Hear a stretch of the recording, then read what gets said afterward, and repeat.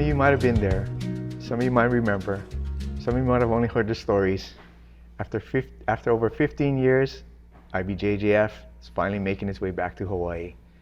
I'm here today with Alika to discuss some of the key points as the tournament nears. What's up, Alika?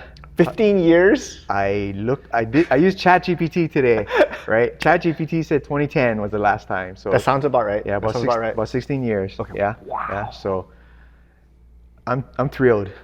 See, what was going on 16 years ago? Were you training Jiu-Jitsu 16 years ago? Yeah. No. I was a white belt 16 years ago. I probably was doing karate 16 years ago. So that's a long time. I had no idea what Jiu-Jitsu was even about back then. I just want everyone to know that the IBJJF has declared Leilehua the center of the Hawaii Jiu-Jitsu universe. Right? Yeah, no cap on that, yeah. For sure. It's going to be at Leilehua. July, so it's 3 days, 17, 18, 19. We got kids, we got gi, and we got no gi. All right? That's going to be an action-packed weekend. Yeah, for sure. For sure. Yeah, for sure.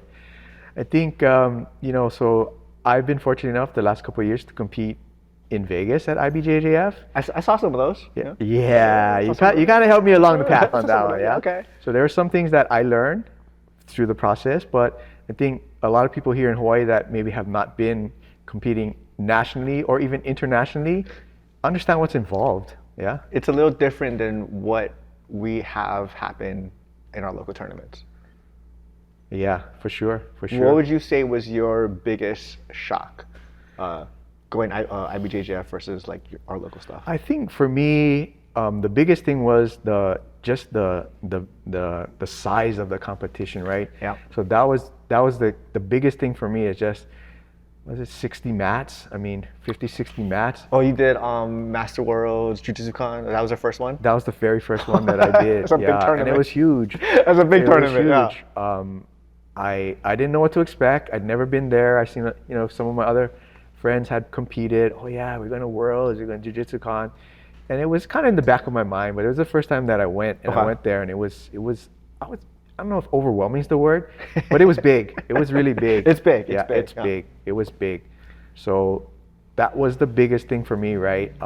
Again, and then that process to even get signed up for it, right? Yes. Right? So, I mean, here locally, go on the website, put in your credit card information, sign up for your bracket, good to go. You're done, right? And if you show up the day of and stuff didn't work out, they just kind of move you to a new bracket. They just lump you together. Yeah. Not your age, not your weight. Whatever. We'll find somebody. Yeah. We'll put you together, right? Yeah, that's kind of the standard. Yeah, but I mean, you can kind of clue us in on what that's going to look like with this thing. I want to start with the affiliation registration. So for anyone that hasn't competed IBJJF, you have to register with them with your affiliation, whatever gym you're with. Your gym has to be registered, and then you have to get like a membership card. And it takes, like, you fill out an application, then your instructor goes online, or his instructor goes online sometimes. They approve everything, and then they send you like, hey, you're approved. Right. That process can take like a week or two. And there's a affiliation deadline, which is usually like about a month, 3 weeks to a month before registration, like athlete registration. So you have to have your registration with IBJJF, not even the tournament, done like, let's say a month before the actual tournament. Yeah, so tournaments July 17, 18, 19, so yeah, they need to be ready by mid-June. Yeah, I saw on the website, I think it's the 23rd, you have to have your affiliation registration done by then. If I remember correctly, when I signed up, I had to provide some sort of, I'll loosely call it documentation on my belt, right? Yeah. Like who gave it to me, when I got it, and all of that. And then I submitted that paperwork. To send in an ID? Yeah, picture of your ID? Yeah, my ID. And then because I don't have someone here locally, our parent school, the head instructor there approved it. So there was a process, right? So I had to ask Maya, hey Maya, can you ask Chris up at Kandikoma? So then he got it approved for me. Yeah. So imagine if that guy's busy, your instructor's busy, and his instructor's busy. Right. It has to go through that chain to get verified. It takes a little longer than you think it should. So sign up, get your registration done as soon as possible. Get it done quickly. And you know, most schools have, like you said, some sort of affiliation where there is somebody is able to approve. Yeah. I think I'm at UFC. I think when I was at UFC, there was somebody within the UFC chain that could approve. Okay. But if you're in a smaller school that you don't have someone to approve, yeah, that's going to be kind of tricky. Yeah. Talk to your professors about that. Talk to your black belt about that, because that could be another roadblock to just even getting into the tournament. Yeah, yeah. And membership's good for a year. 1 year, yep. So it's an annual renewal. I think the first one costs more than the renewals. I can't remember the exact amount. Something like that. But a little bit more. Yeah. So on top of the entry fee for the tournament, you also have to be registered within the organization. Yeah. So if there isn't any organization that you want to be part of and you're going to be serious about jiu-jitsu, this is the one you want to be part of. Yeah. This is the one. When you talk about gi tournaments, IBJJF is the gi circuit. I mean, everything else is like secondary to them. Right. So like you'll hear people talk about like, I got to compete on the blue and yellow mats. Like, this is a chance for us to do it for, I know you have to pay both whatever registration fees, but the cheapest we've ever had in the last 16 years, because anyone from Hawaii that's competed since 2011 has had to fly somewhere to go compete. So you put in their plane ticket, probably a hotel for a couple of nights, and then you still have to register and everything else. I was trying to think about it today, like how much I paid last year to go, right? So I took Carter with me. So I had 2 airfares. I think we got there Wednesday night and then we left Sunday. I think Sunday or Monday we left. I probably spent on the order of like $3,000, something like that. For one tournament? Yeah, for one tournament. For one tournament. And I mean, I did okay. I mean, I didn't get the results I wanted, but can you imagine? You spend $3,000, your first match, you lose, and then you're done. It's not like, oh, okay, you get a second chance, round robin, you lose your match. One and done. You're done. Yeah. You're done. It's done. That's a huge, I mean, don't get me happens wrong, too. it's a good experience, right? You can say, I went and I competed, but man, that's a heck of a lot of money to spend. Versus, you jump in your car, you drive out to Leilehua, and you compete. Yeah, you paid, $140 to enter the tournament, and maybe you paid $100 to register for 1 year. Yeah. But that's nothing. Yeah. Right? In comparison. It's a tenth. In comparison. It's less than a tenth of what I paid, right? And it's the most recognized, like you said, the most recognized gi tournament. Organization. Organization that there is. So, I mean, it's also a chance. So for people that don't know, the IBJJF has a ranking system, and when you go to the bigger any tournament, but the bigger tournaments, they seed you according to where you're ranked. So if you hit a podium, you get points, and there's a multiplier for how prestigious the event is. So like most people that are doing a big tournament, say Master Worlds, Pans, something like that, they try and get a pre-tournament in to get some points to get off the bottom seed. Because if you're the last seed, guess who you're going to fight? You're going to fight, Titan Dalpra. Yeah. So you don't want to be the last seed. Cool about it. Yeah. You want to get off the bottom a little bit. And in Hawaii, it's not like we can just go to all the tournaments. So having IBJJF in Hawaii gives us a chance to get points, get off the bottom seed. It's a really big thing. So you're right, because the first year I competed, I was fortunate enough to take first. So last year when I competed, I was the first seed.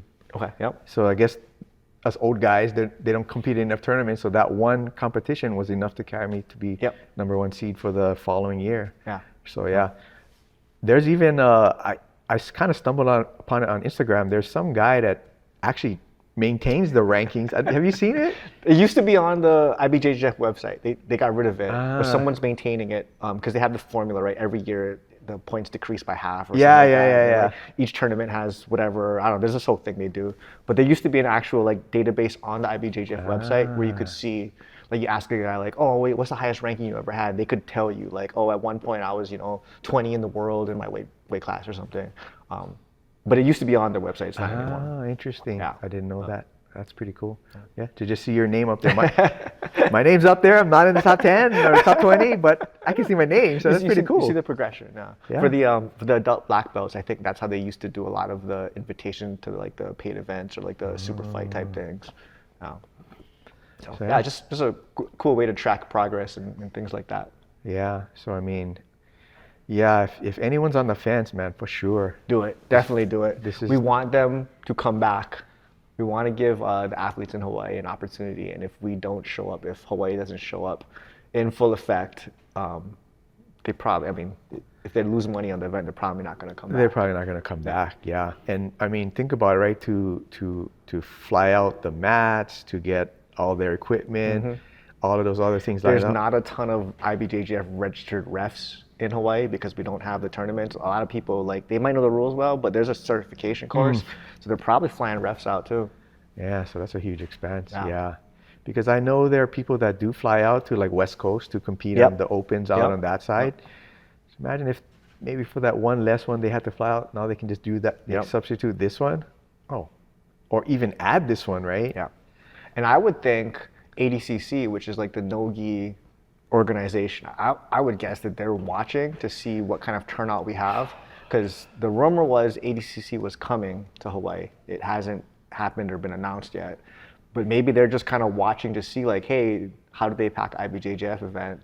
And then if it looks good, like, okay, now we can justify coming to Hawaii. Because again, the cost for them to bring their stuff here Oh, yeah. is very expensive. They don't want to lose money. They are still a business. Right, right. And I mean, with the, I'll call it the explosion of jiu-jitsu at the kids level, even at the adults level, the kids level, right? I mean, you bring in these high-profile tournaments. I mean, it's exposure for your kids. Yeah. I mean, that's Yep. huge, right? Imagine you have 2 or 3 kids, mom and dad, and you want to go compete someplace on the West Coast. It's no joke. That's You 5, see some 8, of these families, yeah. $9,000. I mean, you know, some people can afford it and some people can't. So some people can't compete because it's a financial constraint. It's a lot of money to I know lay some out. of the families with both kids, you know, they have multiple kids competing. Like, that's their family vacation. Like, hey, we're gonna go to a tournament. Like, you're not going to Disneyland this year, buddy. Like, we're gonna go compete. Which as a kid, I'd be like, I want to go to Disneyland. Yeah, oh, But yeah. If you're serious about the sport, like, you're gonna make those sacrifices, right? Oh, for sure, for sure. Yeah. So at the tournament, right? I guess now let's roll into some of the more specifics of the tournament, right? All right. Right. I'm gonna shoot you down on when we get to it about the uniform, but continue. Yeah. So we get there, right? And then so the good thing, I was fortunate, right, on that first time there that a couple of my friends had been there previous years. Yep. So they were able to walk me through it, right? The sign in, Yep. all these other processes. There's even like an app, right? So you can Yep. track the matches. And I feel it's kind of a little better in smooth comp, not to knock smooth comp, but I feel it's a little bit better. I like the app to track It feels very professional. track the matches and stuff. So that was good, Yep. right? Updates in real time, shows you when you're going on. When it says you're going on at 3:42, you're Right. probably going on pretty close Right. to that.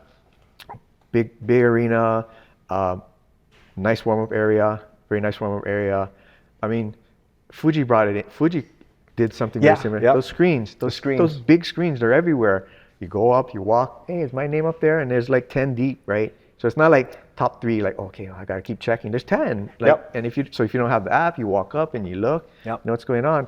And you got guys in there calling your name. Oh, Yeah, yeah. Are you here, so-and-so? Hey, what's Robin at? Yeah, so it's They not call your like name. it's Last call, you're buddy. not like you're at the mat waiting. Oh shoot, where's the other guy? How come he never show up? Right? You're there. Yeah. And if you don't show up, boom, then you're disqualified. Right? It's, Oh, yeah. It's on point. It's very well run. There's a lot of ways to get disqualified before you even step on the mat. So you show up, right? And then is it weight check first or uniform check first? Uniform check. Uniform check first, okay. So like they have an actual like regulations on what your gi needs to weigh. It has to have a tag saying it has the right GSM, 380, and then they measure like your sleeves, the distance between like your ankles and the gi, your wrist and the gi, make sure that your patches are in the right place. I mean, if you don't make it, they're like, go get another gi. If you don't have a second gi, like, sorry. You're done. Was it last year, the belt? Last year. You showed up with a belt, which I thought it was fine, but the guy said your belt was too dark. Too dark. Too dark. Too dark. So we're going. You're getting your uniform check, and the guy's like, your belt's no good. And you competed with that belt before. I competed the previous year. Yeah, right. Okay. I am doing a full sprint trying to find a belt, and you were like an A0. So I sprint down to the Keikoa booth, and I'm like, I need a brown belt, A0 brown belt. They're in the back. I'm like what? In the back, Dewey's back there, like throwing boxes. We find one, I grab it. I'm like, Robin's gonna pay you. I just ran out of there, just like completely stole the belt. Well, to my credit, I wasn't the only one. I was not. Your teammate. And not the first one. I was the second one. She was first. Your teammate did the same thing. Was her? I can't remember. Was it too short? No, or hers was worn, or- ridiculous. It was like faded. Like there was no chance hers was gonna pass. I looked at it. I'm like, before she walked in, I was like, that belt ain't passing. That belt is not passing. Just cross your fingers. It was like, So, But yeah. at least she was like blue belt, and she's like regular size human being. Like it was like I was looking for A0. Small man jiu-jitsu, baby. That's what it's about. We're little. But I'm gonna talk to Maya and be like, "What's up with you guys and the belts?" Adding all this stress. So yeah. Anyways, the uniform. There's a check. There's a gi checker tool. There's a tool. If you're not sure, go get the tool. Have your gym go get the tool. Even if you go to their website, they'll show you where you can legitimately have patches. Yep. In certain spots, like I don't know, like elbow or whatever is Yep. not allowed. Certain areas, I guess it's less grippable, maybe or something.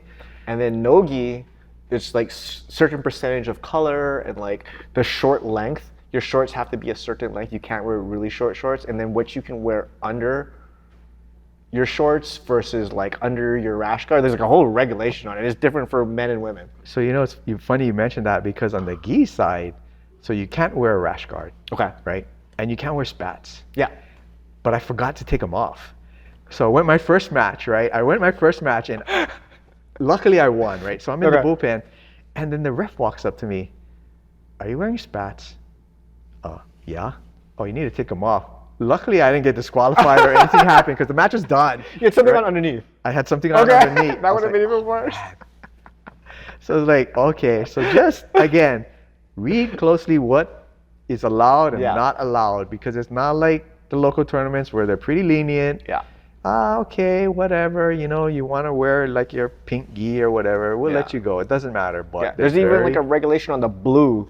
It can't just be blue. There's a certain type of blue you have to wear, right? So very much so read what's allowed and what's not allowed, because the last thing is you don't want to get disqualified for something foolish as A that. bad way. You pay all that money, and then you get DQ'd for something silly like that. Okay, so we're past the uniform part. Okay. So now the weigh-in part, right? The weigh-in part, right? Another way to get disqualified. So luckily, I was well under my weight on both times. But you come in to the bullpen area, you weigh, you're locked in there. You can't like go hydrate or do anything. You're stuck there. It's not like, oh, I need to get something from. You gotta call somebody. Hey, can you come bring me something? Because you can't leave. You're locked inside there. And your coach doesn't walk in the bullpen with you. You gotta talk to him against the barrier. You can stand along the side. And like if you even 0.1 pounds over, you're done. There's no like, oh, you're close enough. Like here locally, oh, we'll just bump you up to the next weight. No, you're registered for this. You don't make this weight, you're disqualified. So you gotta be on point. Like if you're a weight cutter, make sure you have some allowance for your gi and all whatever. And if you're gonna eat that day or whatever, but be on point. At Vegas, there was like pre-check scales, so you could actually weigh yourself outside before you got in. So the test scales. The last year when we went, as we were walking into the arena, guys are running outside with their sweats on, trying to lose weight. Just that little because they were overweight. So again, make sure your weight is on point. Don't say, I'm close enough. I think I'll be okay. No, close enough is not good enough. And you don't weigh in like some of the tournaments that you win the day before here, or like in the morning and then you fight in the afternoon. You weigh in, you're probably on the mats less than 15 minutes, sometimes like 5 minutes. You're on the mat. So if you were planning on cutting a bunch of weight, like you might want to test that out if it's your first one, because you weigh in and like you go fight. You're right there. No, like, okay, let me go rehydrate. Let me put some of that weight, get my strength back. No more none of that. You could have like 5 minutes to do that, and that might not be enough to recover. Yeah, for sure. So plan that out for sure. For sure. The match itself, because we were a smaller one, I seen some of like the black belts.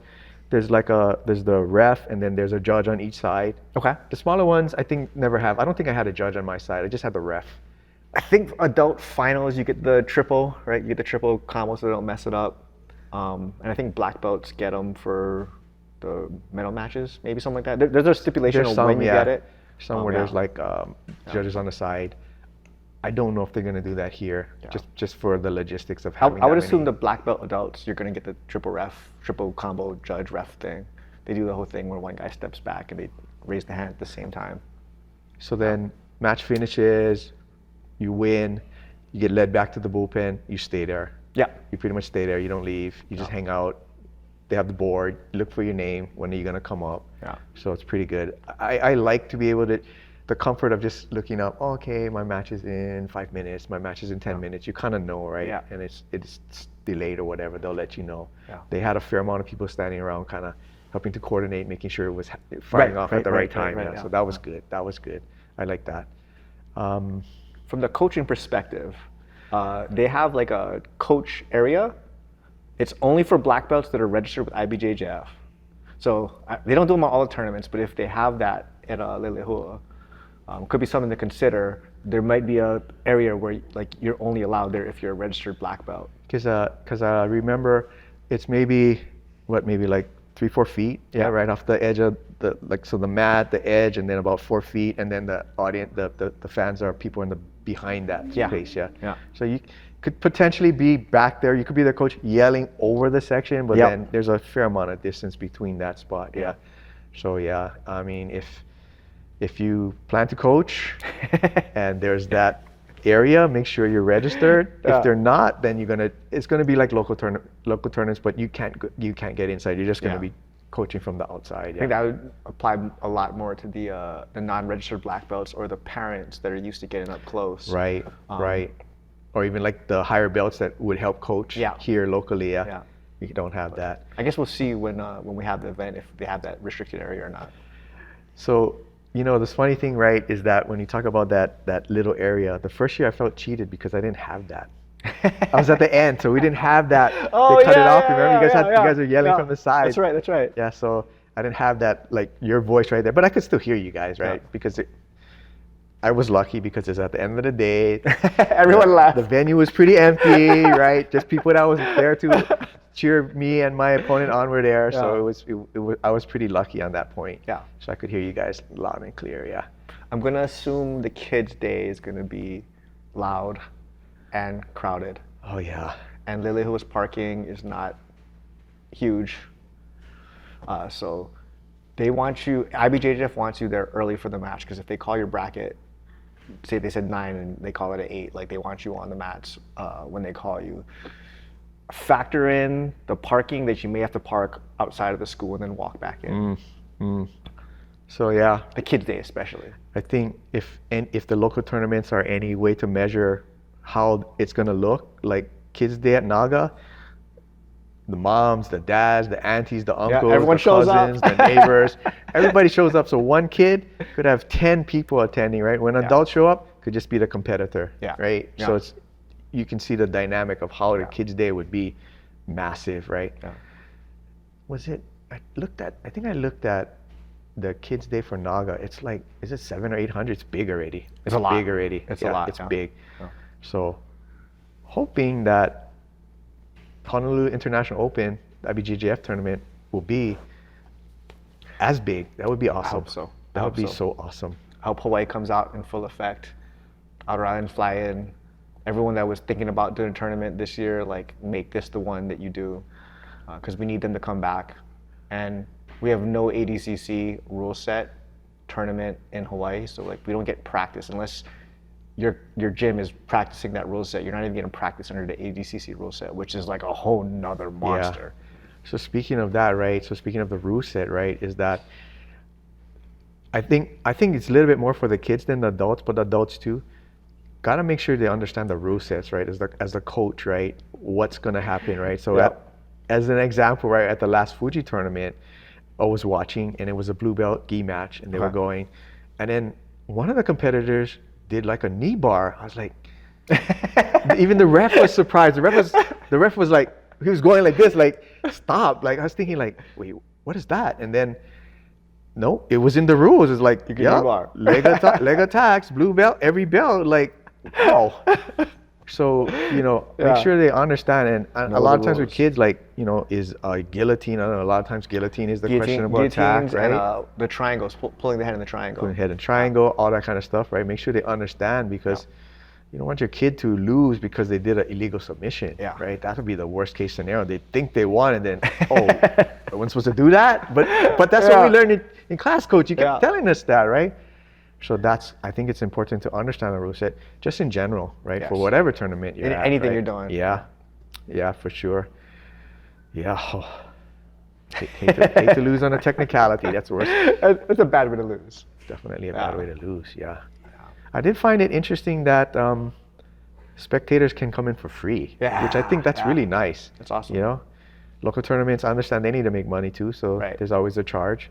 They're charging $5 for parking too, so that's actually half of what most of the other people are charging. Yeah, that's really good. So I think they're making it very attractive for people to come out and attend and show up.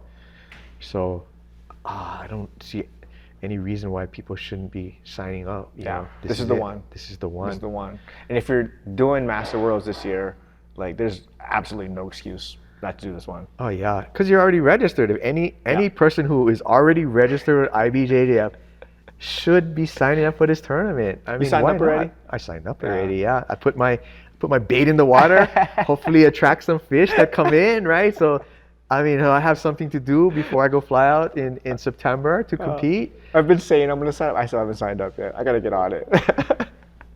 I think my registration is good till June, so I'll probably have to re-up that also. But I haven't signed up yet.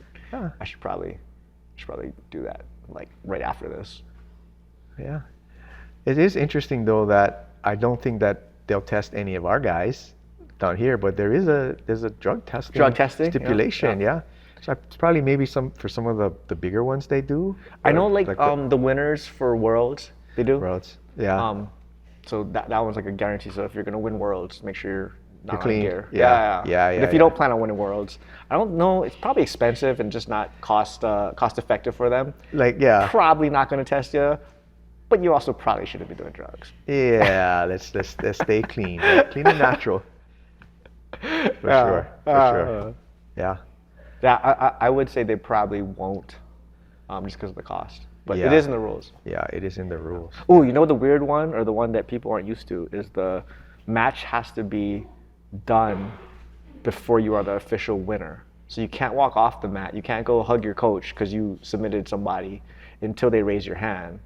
And then your celebration, there's like a classiness, like professional line. So you can't like run around and tear your gi off and wave around your head like a helicopter and everything. So like if you're the type of person that gets emotional and like is gonna celebrate really big, or you're used to like running off the mat and telling people thank you, like make sure they raise your hand first. Because like if you go shake the other coach's hand but you leave the mat, like you'll actually get DQ'd for that. And I've seen that happen once, and it was like really bad. The guy was like super classy and everything. He went to go shake the other coach's hand, and then he got DQ'd. And he looked at him, and the other coach just kind of smiled, like, "Wow, that was crazy." That's gonna stick with that guy for the rest of his life, and he's never gonna forget that one for sure, in a bad way. Bad. But yeah, keep your celebrations classy. At least let them raise your hand first. You know, it's kind of funny. Last year we watched a bunch of the kids matches, and a bunch of the kids were doing this celebration, right? As soon as the ref would raise their hand, they would just drop to their knees. I don't know if that's what they were doing in Brazil. I don't know why they were doing it, but it was pretty funny. The kids, I guess they're excited to win. So yeah. Well, cool. You got anything else? No, I mean, again, just like we've been both saying, right? Please sign up for this, man. Yes. I mean, this is gonna help lift the level of jiu-jitsu in Hawaii. I mean, I just looked at the teams that were signed up for the competition already. It's still pretty small, but there's people from Vegas, right? There's some people on the West Coast already coming, right? There's Neighbor Island people signed up. So I gotta imagine Hawaii is a beautiful place to come vacation. There's gotta be people that's gonna come here, right? And then, I mean, we're close to Asia. I hope some people from Asia fly in and That'd be good. If the guy I competed against at Masters ever sees this video, I want you to come out and compete against me because I want a rematch. I lost to you, but I want a rematch. You know what? What was the guy's name? I forget what his name is. Okay, if you want to come, you can stay at my house. I'll train you. I know all his secrets. That's a good call out, though. I like that. I'm like, I can't, it's hard for me. I'm not competitive by nature, but that one day I felt I didn't put my best foot forward, so I was upset at myself. So it's been driving me to go back this year in hopes that he's there. Okay. And hoping that maybe we have 2 matches this year. He shows up in Hawaii. That would be so really awesome. Cool. Yeah. That's what I'm looking for. Yeah, come down, compete, like go hang out at the beach, show them around the island and everything. That would be sick. It's good vibes, right? And that's the beauty of jiu-jitsu, right? For 5 minutes, I won't say we're mortal enemies, but we want to beat the heck out of each other, right? Once the 5 minutes are done, we're friends. Yeah. That's the beauty of jiu-jitsu, right? You're trying to do bad things to me. Once the round's over, we're friends. We can hang out. Yeah, we're buds. You know, that's what. You're probably a good person. We have a lot of similar interests. Yeah. We'd probably get along. Yeah. That's what I love about this sport. It's beautiful. Yeah, I think that covers it for me. That's all I got. Well, thank you for coming down and talking to me. We got to thank Miley Girl Productions, Small Man Jiu-Jitsu, and rebranded Shmedium Man Jiu-Jitsu. Before Hawaii, sign up. If you're thinking about doing the tournament, you want to visit Hawaii, please sign up. Please come down. We want IBJJF to have regular tournaments, hopefully more than one a year. Sure. Parents, sign your kids up, get your affiliation registration done. And we also want ADCC to come down. So ADCC, let's you do guys it, baby. are watching that. Yeah, we want everybody in Hawaii. Cool? Sounds good, brother. All right, let's do it.